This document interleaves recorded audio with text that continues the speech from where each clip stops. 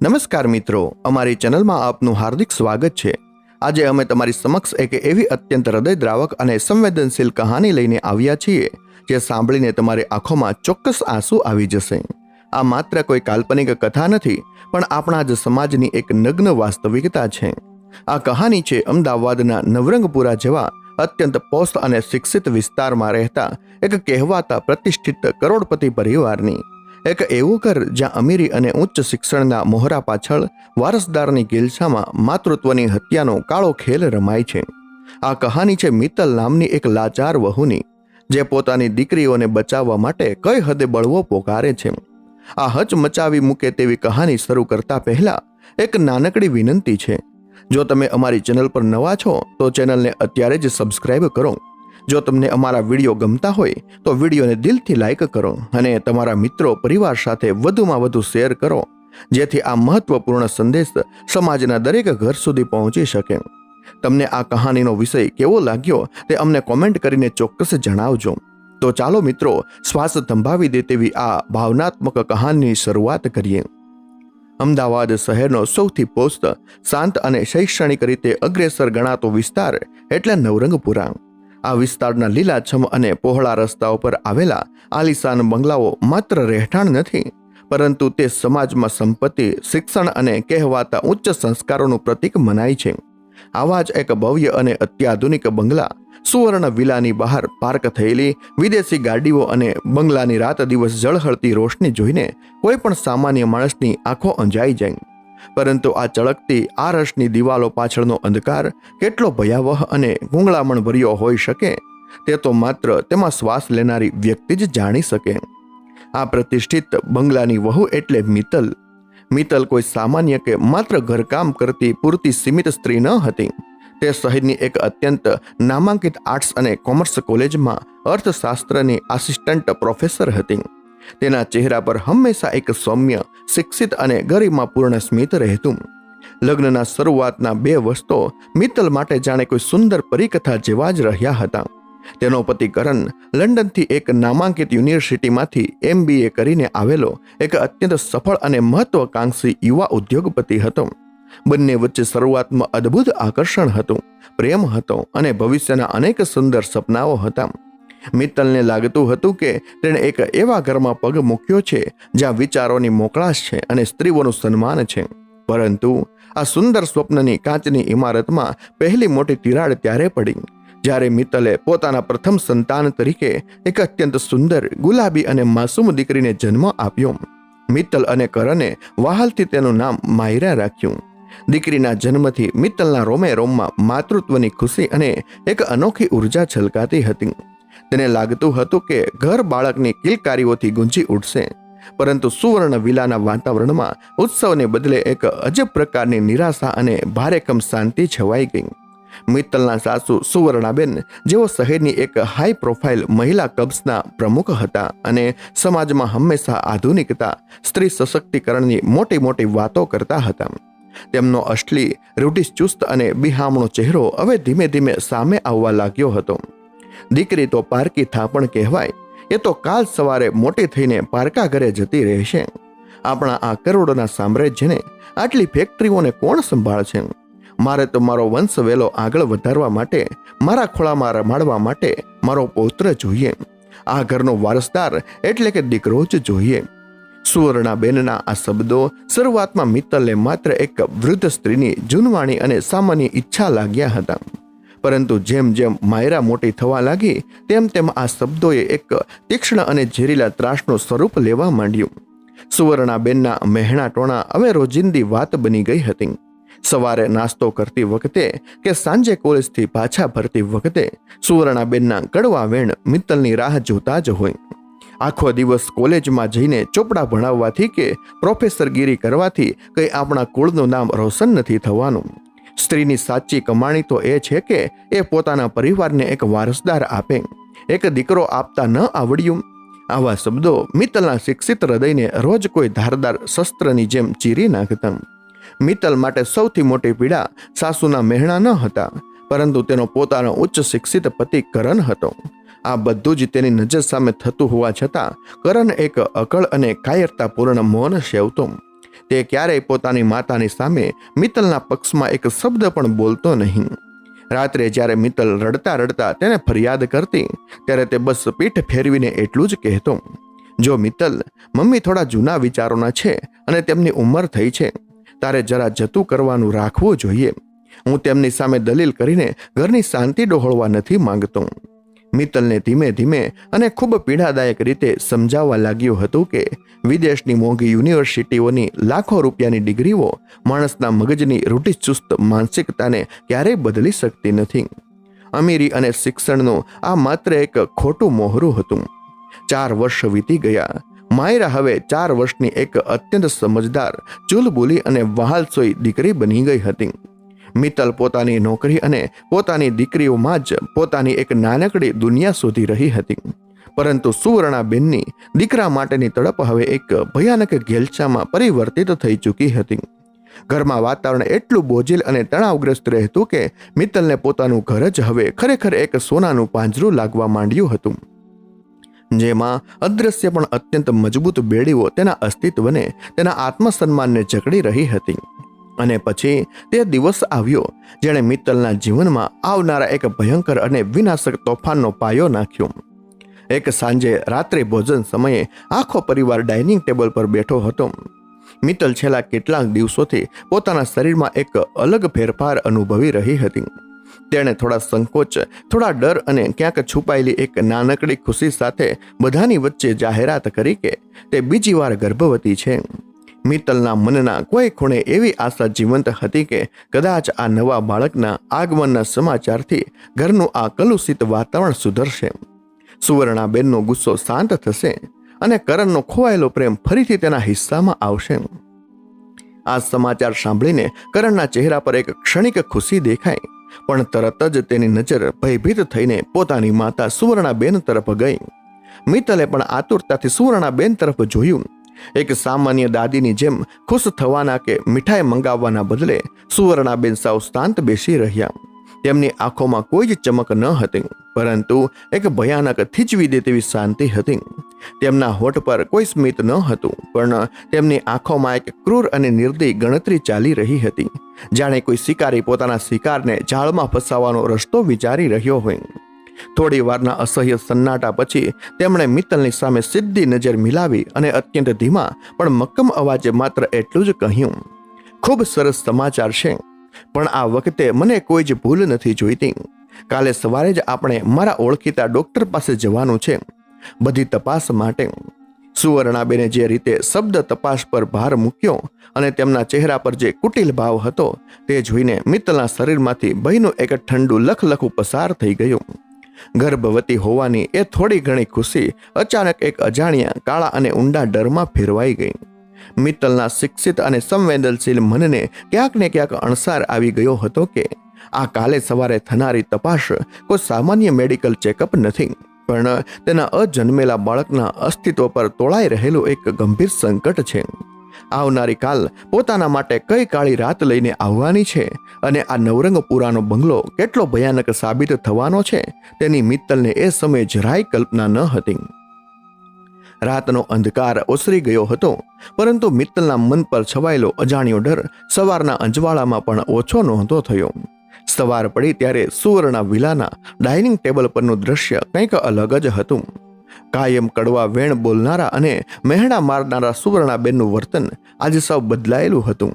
તેમણે મિત્તલને પોતાના હાથે કેસરવાળું દૂધ આપતા અત્યંત મીઠાશથી કહ્યું, બેટા, હવે તારે તારા શરીરનું ખાસ ધ્યાન રાખવાનું છે.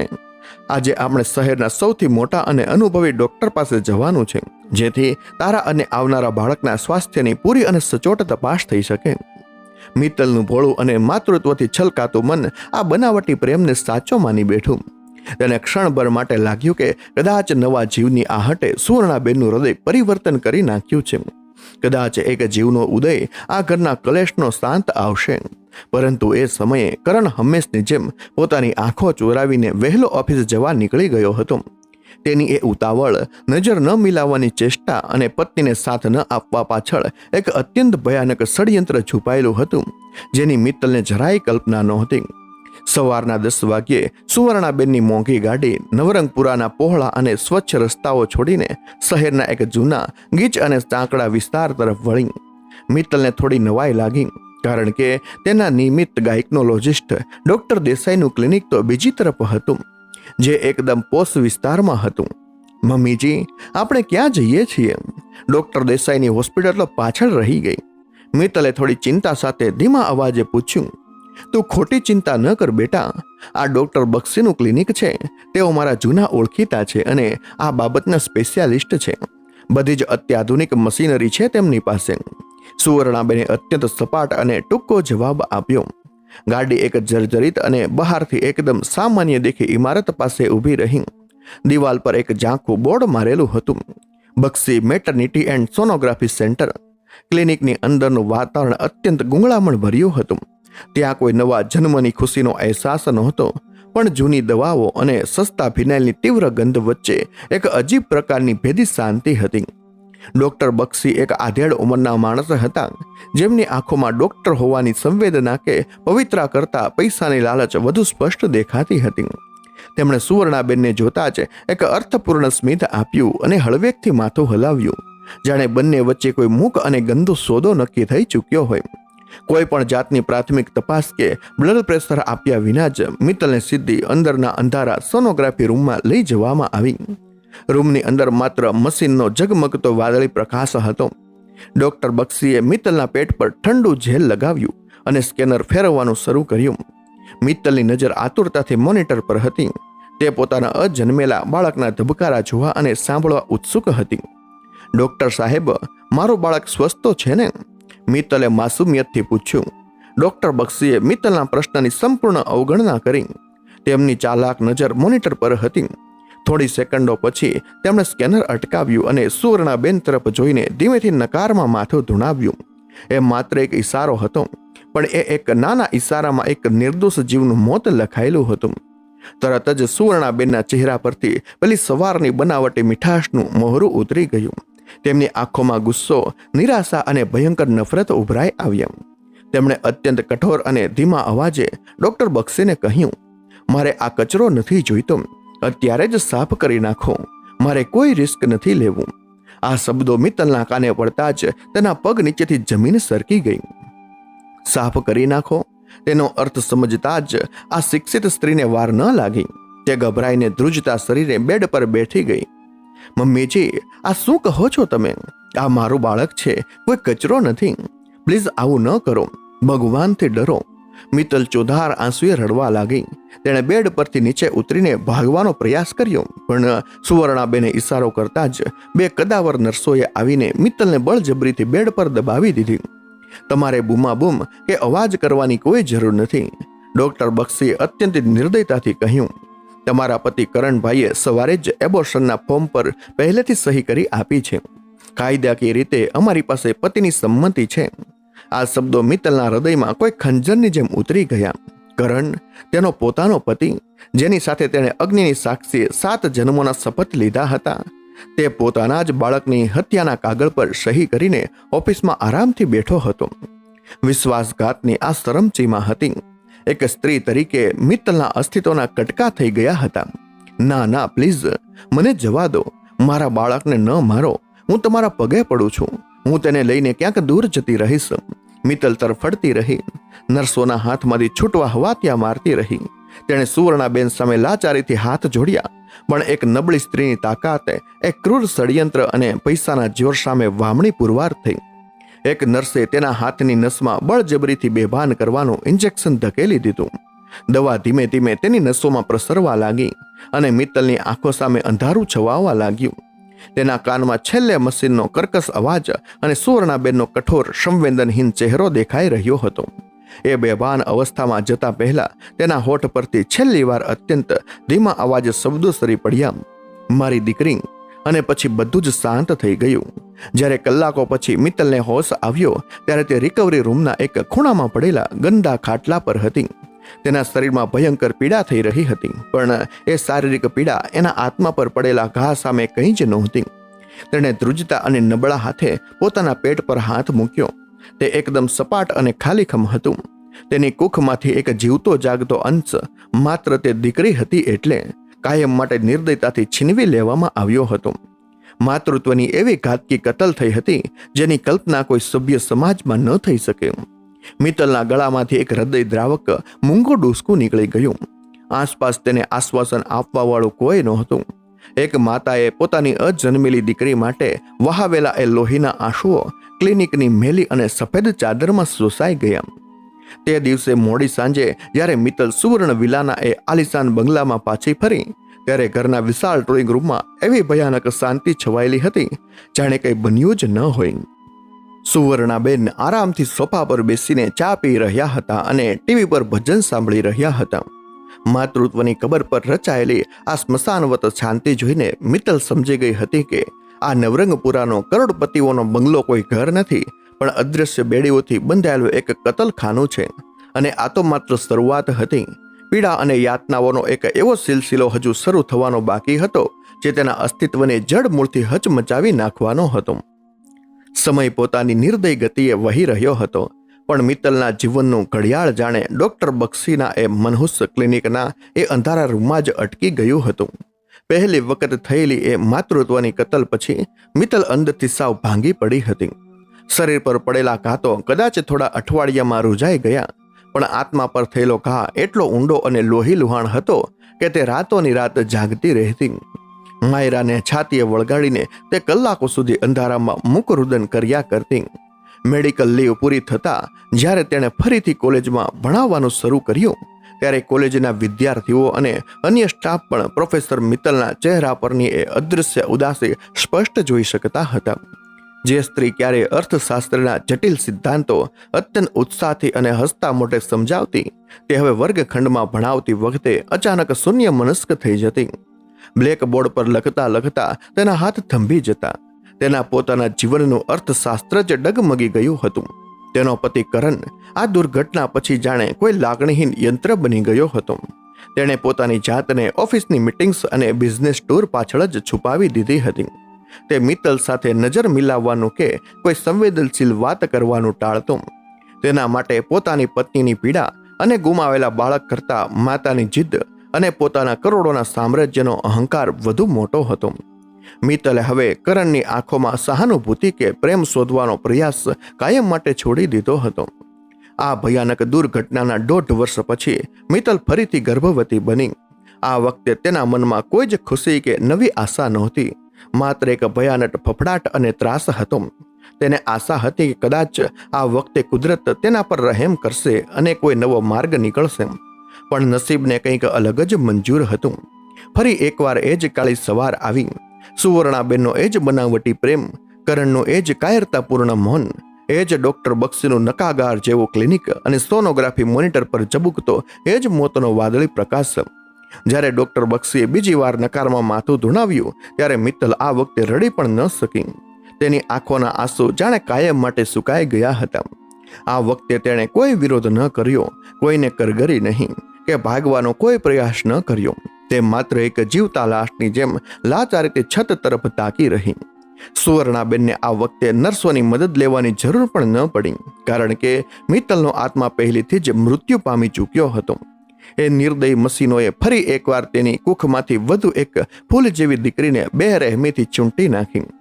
વારંવારના આ કુદરતી અને ક્રૂર ગર્ભપાતને કારણે મિત્તલનું શરીર હવે સાથ છોડી રહ્યું હતું.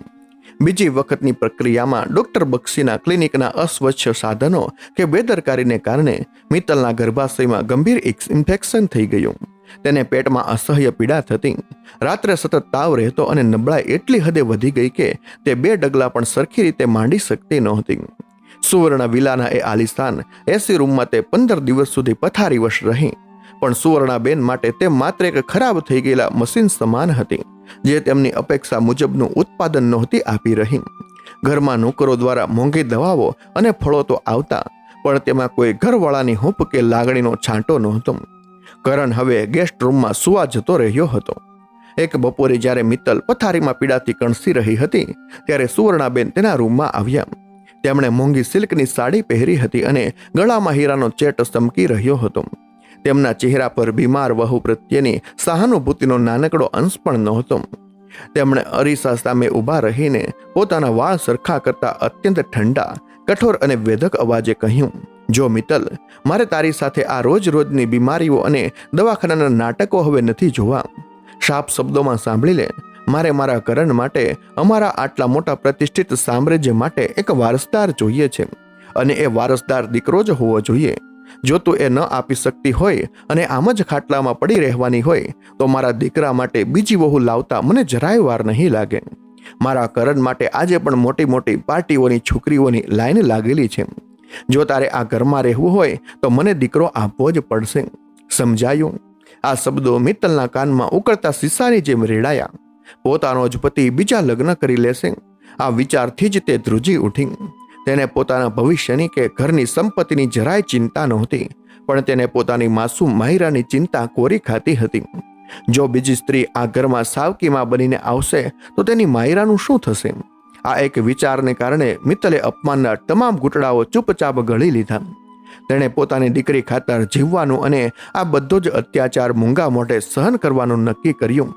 પણ સમયનું ચક્ર ફરી એકવાર ફર્યું અને એક ભયાનક વળાંક પર આવીને ઊભું રહી ગયું. મિત્તલના શરીરની સ્થિતિ હજુ સંપૂર્ણ સુધરી નહોતી. ઇન્ફેક્શનના ઘા હજુ તાજા હતા, છતાં થોડા મહિનાઓ પછી તે ચોથી વાર ગર્ભવતી બની.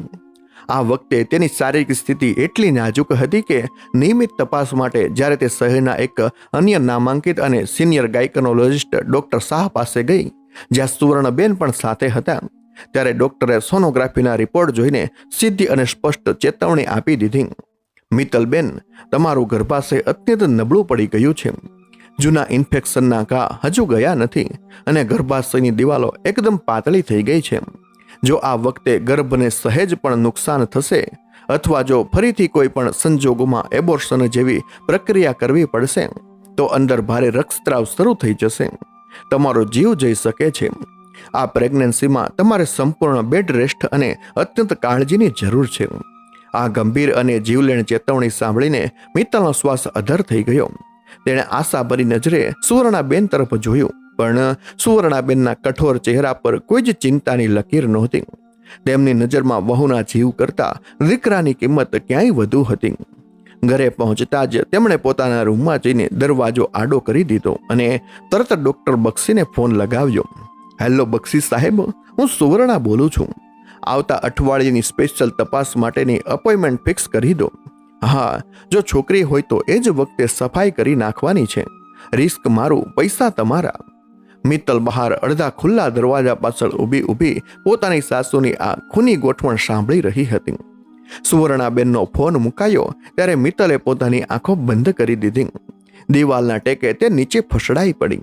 પણ થોડીક ક્ષણો પછી જ્યારે તેણે આંખો ખોલી ત્યારે તેમાં આ વખતે કોઈ ડર નહોતો, કોઈ લાચારી નહોતી અને કોઈ ફરિયાદ નહોતી. તેના આંસુઓનું સ્થાન એક ભયાનક હચમચાવી મૂકે તેવી શૂન્યતાએ લઈ લીધું હતું. તે સમજી ચૂકી હતી કે આ ઘરમાં તેની કિંમત એક પ્રજનન મશીનથી વધારે કંઈ જ નથી અને તે મશીન ખરાબ થશે તો તેને કચરા પેટીમાં ફેંકી દેવામાં આવશે. ભલે તેમાં તેનો જીવ કેમ ન ચાલ્યો જાય. એક મૃત્યુ પામેલી સ્ત્રીને હવે કયો ડર ડરાવી શકે? તેની અંદરની એ શિક્ષિત સ્ત્રી અને એક વારંવાર ઘાયલ થયેલી માતાનો આત્મા હવે કોઈ અલગ જ ચિત્કાર કરી રહ્યો હતો. પીડાનો આખો દસ્તાવેજ પૂરો થઈ ચૂક્યો હતો. હવે સમય હતો કંઈક એવું કરવાનો જેની કલ્પના આખા નવરંગપુરાએ ક્યારેય સ્વપ્નમાં પણ નહોતી કરી. રાતના બરાબર 2 વાગ્યા હતા. બહાર આકાશમાં કાળા ડિબાંગ વાદળો ઘેરાયેલા હતા અને અમદાવાદ શહેરમાં ધોધમાર વરસાદ વરસી રહ્યો હતો. વાદળોનો ભયાનક ગડગડાહટ અને વીજળીના કડાકા કદાચ મિત્તલના મનમાં ચાલી રહેલા વર્ષો જૂના તોફાનનો જ પડઘો પાડી રહ્યા હતા. સુવર્ણ વિલાના એ આલિશાન અને એર કન્ડિશન બેડરૂમમાં કરણ નસકોરા બોલાવીને ઘસઘસાહટ ઊંઘી રહ્યો હતો. તેને કોઈ જ પરવા નહોતી કે આવતીકાલની સવાર તેની પત્ની અને આવનારા બાળકના જીવન માટે કયો નવો અને જીવલેણ ખેલ લઈને આવવાની છે. પરંતુ મિત્તલની આંખોમાં આજે ઊંઘ નહોતી. તે પથારીની બાજુમાં નીચે જમીન પર બેસીને પોતાની 4 વર્ષની દીકરી માયરાને એકીટસે જોઈ રહી હતી. માયરાના માસૂમ ચહેરા પર એક અજબની શાંતિ હતી. મિત્તલે ધ્રુજતા હાથે ધીમેથી માયરાના કપાળ પર હાથ ફેરવ્યો અને પછી પોતાનો બીજો હાથ પોતાના ગર્ભ પર મૂક્યો. એક તરફ એનો અજન્મેલો જીવ હતો અને બીજી તરફ પોતાનો જીવ. ડોક્ટર શાહના શબ્દો તેના કાનમાં વારંવાર હથોડાની જેમ વાગી રહ્યા હતા. જો આ વખતે ગર્ભપાત થશે તો ભારે રક્તસ્રાવને કારણે તમારો જીવ જઈ શકે છે. મિત્તલનું મન એક અત્યંત ભયંકર માનસિક દ્રંદામાંથી પસાર થઈ રહ્યું હતું. જો તે કાલે સવારે સુવર્ણાબેન સાથે એ ડોક્ટર બક્ષીના ક્લિનિકમાં જવાની ના પાડશે તો તેને અપમાનિત કરીને ધક્કા મારીને આ ઘરમાંથી કાયમ માટે કાઢી મૂકવામાં આવશે. અને જો તે નબળી પડીને ડરીને તેમની સાથે જશે તો કદાચ તે જીવતી પાછી નહીં આવે. અચાનક મિત્તલની વિચારધારા અટકી ગઈ. તેને એક એવો સાક્ષાત્કાર થયો જેણે તેના થીજી ગયેલા અસ્તિત્વને જડમૂળથી જાગૃત કરી દીધું. જો હું મરી જઈશ તો મારી માયરાનું શું થશે? આ એકમાત્ર પ્રશ્ને મિત્તલના આત્માને હચમચાવી નાખ્યો. સુવર્ણાબેનની પેલી બપોરની ક્રૂર ધમકી તેને યાદ આવી કે તે કરણ માટે બીજી વહુ લઈ આવશે. જો પોતે આ દુનિયામાં નહીં હોય તો આ નિર્દય ઘરમાં માયરા કોઈ સાવકી માં અને આ ક્રૂર દાદીના હાથમાં કચડાઈ જશે. માયરાના ઉછેરમાં કોઈ માતૃત્વ નહીં હોય, માત્ર શરતો અને અત્યાચાર હશે. અને કદાચ ભવિષ્યમાં જ્યારે માયરા મોટી થશે ત્યારે તેને પણ આજ રૂઢિચુસ્ત પરંપરાનો શિકાર બનવું પડશે. તેને પણ કોઈ ક્લિનિકના ઠંડા ટેબલ પર પોતાની દીકરીઓને મારવા માટે મજબૂર કરવામાં આવશે. મિત્તલને સ્પષ્ટ સમજાઈ ગયું કે આ નવરંગપુરાનો મોટો આલિશાન બંગલો બીજું કંઈ નહીં પણ તેની અજન્મેલી બાળકીઓનું અને સ્ત્રીઓના સન્માનનું એક શણગારેલું કબ્રસ્તાન છે. અચાનક મિત્તલની આંખોમાંથી વહેતા નિરાશાના આંસુઓ થંભી ગયા. તેની અંદરનું અર્થશાસ્ત્ર આજે જીવનનું સાચું મૂલ્ય સમજી ચૂક્યું હતું. વર્ષોથી દબાયેલો ડર, શારીરિક દર્દ અને અત્યાચાર સામેની લાચારી હવે એક પ્રચંડ ક્રોધમાં ફેરવાઈ રહ્યા હતા. એક શિક્ષિત સ્ત્રી જે અત્યાર સુધી પત્ની અને વહુના ધર્મના નામે ખોટી મર્યાદાઓ સહન કરી રહી હતી તે આજે કાયમ માટે મરી ચૂકી હતી. હવે તેના સ્થાને જે જાગી હતી તે માત્ર ને માત્ર એક માતા હતી. એક એવી ઘાયલ સિંહણ જે પોતાના બચ્ચાઓને બચાવવા માટે સમાજ અને કાયદાની આખી દુનિયા સામે લડી શકે. સાંજે જ્યારે સુવર્ણાબેને ડોક્ટર બક્ષી સાથે ફોન પર વાત કરી હતી ત્યારબાદ મિત્તલે રાત્રિ ભોજન સમયે ડાઇનિંગ ટેબલ પર સુવર્ણાબેન સામે એવો જ ડોળ કર્યો હતો કે જાણે તે કાલે સવારે ક્લિનિક જવા માટે માનસિક રીતે તૈયાર છે અને તેણે હાર માની લીધી છે. મમ્મીજી, તમે કહો છો એમ જ થશે. હું કાલે સવારે તૈયાર રહીશ, મિત્તલે અત્યંત નરમાશથી કહ્યું હતું. સુવર્ણાબેન પોતાના પૈસા અને સત્તાના અહંકારમાં એટલા અંધ હતા કે તેઓ પોતાની વહુની આંખોમાં આવેલો આ ખતરનાક વળાંક જોઈ જ શક્યા નહીં. તેમને લાગ્યું કે ગરીબ ઘરની દીકરી હવે પૂરી રીતે તેમના કંટ્રોલમાં છે. હવે સમય આવી ગયો હતો. મિત્તલ પથારીમાંથી ધીમેથી પણ મક્કમતાથી ઊભી થઈ. તેણે કબાટમાંથી એક નાની બેગ કાઢી. તેમાં માયરાના થોડા જરૂરી કપડાં અને સૌથી અગત્યની વસ્તુ કબાટના ગુપ્ત ખાનામાંથી પોતાની બધી જ મેડિકલ ફાઇલો કાઢીને મૂકી. આ ફાઇલો સામાન્ય કાગળો ન હતા. તે સુવર્ણાબેન અને ડોક્ટર બક્ષીના પાપનો જીવતો જાગતો પુરાવો હતો. અગાઉના બંને ગર્ભપાતની તારીખો, સોનોગ્રાફીના રિપોર્ટ્સ, ડોક્ટર બક્ષીના ક્લિનિકની નકલી પહોંચ અને ડોક્ટર શાહનું લેખિત પ્રિસ્ક્રિપ્શન, આ બધું તેણે અત્યંત સાચવીને બેગમાં મૂક્યું. તેણે છેલ્લી વાર નસકોરા બોલાવતા પોતાના પતિ કરણ તરફ જોયું. એક સમયે આ માણસ માટે તેના મનમાં અનહદ પ્રેમ અને આદર હતો, પણ આજે માત્ર સખત તિરસ્કાર હતો. જે પતિ પોતાની શિક્ષિત ડિગ્રીઓ પાછળ છુપાઈને પોતાની પત્નીના શરીર અને પોતાના નિર્દોષ બાળકના જીવની રક્ષા ન કરી શકે તે કોઈ કાળે સન્માન કે લાગણીને લાયક નહોતો. મિત્તલે પોતાના હાથમાંથી લગ્નની એ સગાઈની વીંટી કાઢીને ડ્રેસિંગ ટેબલ પર પછાડી દીધી. એ સંબંધ હવે પૂરો થઈ ચૂક્યો હતો. મિત્તલે ધીમેથી માયરાને ઊંઘતી છાતી સરસી તેડી લીધી. 4 વર્ષની માસૂમ માયરાએ અડધી ઊંઘમાં જ પોતાની માતાના ગળામાં હાથ નાખીને ખંભા પર માથું ઢાળી દીધું. મિત્તલના હૃદયના ધબકારા તેજ હતા, પણ તેના પગલામાં સદીઓ જૂની મક્કમતા હતી. તેણે બેડરૂમનો દરવાજો જરાય અવાજ કર્યા વિના ખોલ્યો અને દબાતા પગલે અંધારામાં જ સીડીઓ ઉતરીને નીચે આવી. સુવર્ણ વિલાનો વિશાળ ડ્રોઈંગ રૂમ ઘોર અંધકારમાં ડૂબેલો હતો. મિત્તલે મુખ્ય દરવાજાનો હેવી લોક ધીમેથી ખોલ્યો. જેવો લાકડાનો ભારે દરવાજો ખુલ્યો, બહારથી વરસાદની એક તેજ વાછટ તેના ચહેરા પર આવી. એ ઠંડા પવને અને વરસાદના છાંટાઓએ જાણે તેને અહેસાસ કરાવ્યો કે તે હવે મુક્ત છે. મિત્તલ કોઈ જ વાહન કે છત્રી લીધા વિના પોતાની ચાતીર સસ્તી માયરાને વળગાડીને એ ધોધમાર વરસાદમાં નવરંગપુરાના સુમસાન રસ્તા પર પગપાળા જ નીકળી પડી. પાછળ એ સોનાનું પાંજરું અને તેમાં રહેલા વરુઓ હંમેશ માટે છૂટી ગયા હતા. વરસાદના પાણીમાં તેના અત્યાર સુધીના બધા જ દુઃખો, વેદના અને લાચારી ધોવાઈ રહ્યા હતા. તેના ગર્ભમાં રહેલું નવું બાળક અને તેના હાથમાં રહેલી દીકરી બંને આજે પહેલીવાર સંપૂર્ણપણે સુરક્ષિત હતા. અડધી રાત્રે આકાશમાં થતા વીજળીના કડાકાઓ વચ્ચે ભીંજાયેલી પણ અડીખમ મિત્તલ એક ધારી ચાલી રહી હતી. તેની મંજિલ હવે કોઈ સગું કે કોઈ મિત્રનું ઘર નહોતું. તેને કોઈના આસ્ત્રાની કે સહાનુભૂતિની જરૂર નહોતી. તેની મંજિલ હવે શહેરનો ન્યાયનો દરવાજો હતો, જ્યાંથી તે આખા સમાજને અને પ્રતિષ્ઠિત ગણાતા પરિવારોને એક એવો પાઠ ભણાવવા જઈ રહી હતી જેની ગુંજ વર્ષો સુધી સંભળાવવાની હતી. વરસાદનું જોર હજુ જરાય ઘટ્યો નહોતું. રાતના 2:30 વાગ્યાના સુમારે અમદાવાદ શહેરની મુખ્ય પોલીસ કમિશનર કચેરીના ગેટ પર એક સ્ત્રી પોતાની નાનકડી દીકરીને છાતીએ વળગાડીને ઊભી હતી. વરસાદમાં સંપૂર્ણપણે ભીંજાઈ ગયેલી એ સ્ત્રી એટલે મિત્તલ. ગેટ પર ઉભેલા સંત્રીએ પહેલા તો આટલી રાત્રે એક ભદ્ર ઘરની સ્ત્રીને આમ ભીંજાયેલી હાલતમાં જોઈને આશ્ચર્ય અનુભવ્યું, પણ મિત્તલની આંખોમાં રહેલી ભયંકર મક્કમતા અને તેની ધ્રુજતી છતાં સખત કાયા જોઈને તે કંઈક પૂછી શક્યો નહીં. મિત્તલ સીધી કચેરીની અંદર પ્રવેશી. નસીબ જોગ તે રાત્રે શહેરના સિનિયર પોલીસ કમિશનર શ્રી કાંત શર્મા એક મોટા કેસની તપાસ માટે પોતાની ઓફિસમાં જ રોકાયા હતા. નાઇટ ડ્યુટી પરના ઇન્સ્પેક્ટરે મિત્તલની હાલત જોઈને તાત્કાલિક કમિશનર શર્માને જાણ કરી. થોડી જ વારમાં મિત્તલ કમિશનરની વિશાળ કેબિનમાં ઊભી હતી. તેના કપડામાંથી પાણી નીતરી રહ્યું હતું. માયરા હજુ પણ તેના ખંભા પર માથું રાખીને અર્ધ જાગૃત અવસ્થામાં હતી. કમિશનર શર્મા એક અત્યંત કડક, બાહોશ પરંતુ અત્યંત સંવેદનશીલ અધિકારી તરીકે જાણીતા હતા. તેમણે મિત્તલની હાલત જોઈને તરત જ એક મહિલા કોન્સ્ટેબલને ટુવાલ લાવવા કહ્યું અને મિત્તલને ખુરશી પર બેસવા ઈશારો કરી પાણીનો ગ્લાસ આપ્યો. બોલો બહેન, આટલી રાત્રે અને આ ધોધમાર વરસાદમાં તમારે એક નાની બાળકી સાથે અહીં આવવું પડ્યું. કોનાથી ડરીને તમે ભાગ્યા છો? તમારો જીવ કોઈ જોખમમાં છે?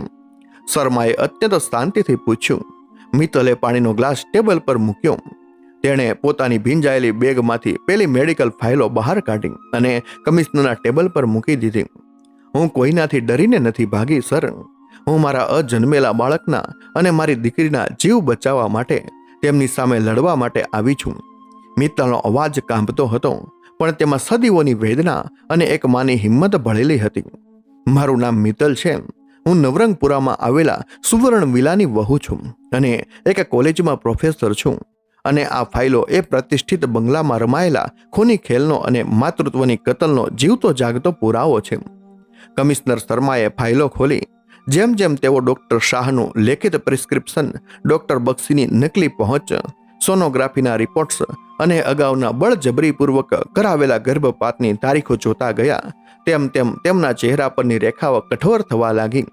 મિત્તલે આંસુઓ વિના એકદમ સપાટ અને ભારે અવાજે બધી જ હકીકત જણાવી. તેણે સુવર્ણાબેનની દીકરા માટેની આંધળી ઘેલછા, ડોક્ટર બક્ષીનું ગેરકાયદેસર ક્લિનિક, બળજબરીથી કરવામાં આવતા ગર્ભ પરીક્ષણો અને અત્યાચારની પૂરી કહાની વર્ણવી. સર, ગેરકાયદેસર ગર્ભ પરીક્ષણ અને ગર્ભપાત એ એક અત્યંત ગંભીર ગુનો છે.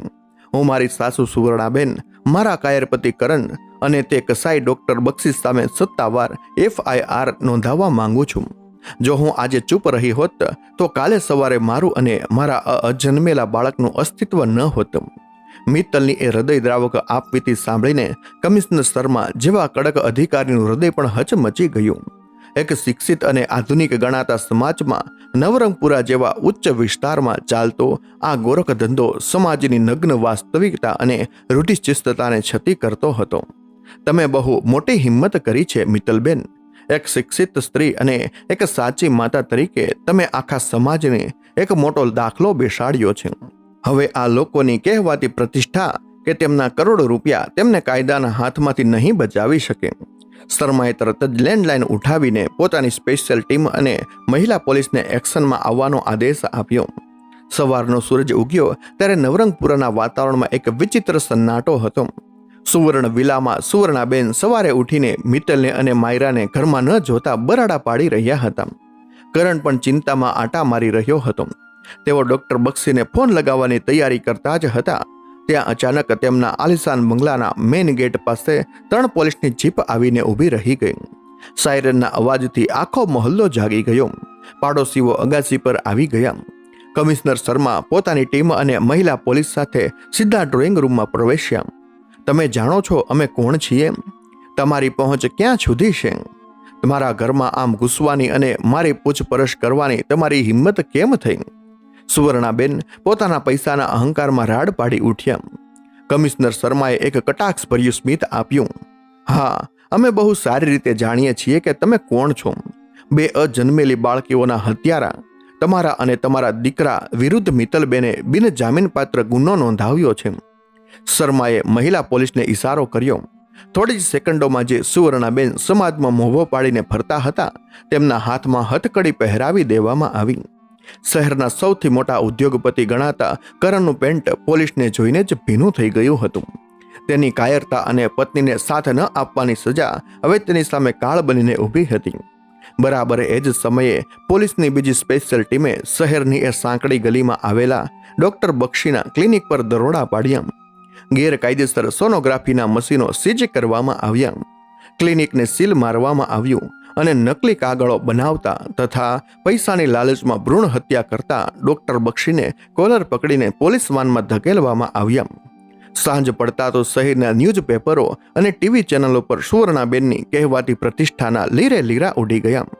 નવરંગપુરાનો આલીશાન બંગલો હવે માત્ર એક ઇમારત બનીને રહી ગયો હતો, કારણ કે તેમાં રહેનારા વરુઓ હવે જેલના સળિયા પાછળ હતા. બીજા દિવસની બપોરનો સમય હતો. વરસાદ સંપૂર્ણપણે રોકાઈ ગયો હતો અને આકાશ એકદમ સ્વચ્છ હતું. કમિશનર કચેરીની બહાર મિત્તલ ઊભી હતી. તેની એક હાથમાં FIRની નકલ હતી અને બીજા હાથમાં માયરાની આંગળી હતી. સવારનો કુમળો અને હુંફાળો તડકો મિત્તલના ચહેરા પર પડી રહ્યો હતો. તેણે ઊંડો શ્વાસ લીધો. વર્ષો પછી પહેલીવાર આ હવા તેને શુદ્ધ અને ભયમુક્ત લાગી રહી હતી. માયરાએ માથું ઊંચું કરીને પોતાની માતા સામે જોયું અને એક મીઠું સ્મિત આપ્યું. મિત્તલે નીચે નમીને માયરાના કપાળ પર વહાલથી ચુંબન કર્યું અને પોતાનો હાથ પોતાના ગર્ભ પર મૂક્યો. આજે તે ખરેખર મુક્ત હતી. એ નવરંગપુરાનો બંગલો, એ અહંકાર, એ અદૃશ્ય બેડીઓ બધું જ હમાસા માટે પાછળ છૂટી ગયું હતું. એક માતાએ પોતાની અજન્મેલી દીકરીઓનું ઋણ ચૂકવી દીધું હતું અને માતૃત્વની આ લડાઈમાં આખરે જીત વાસ્તવિકતા અને સ્ત્રીની સન્માનની થઈ હતી.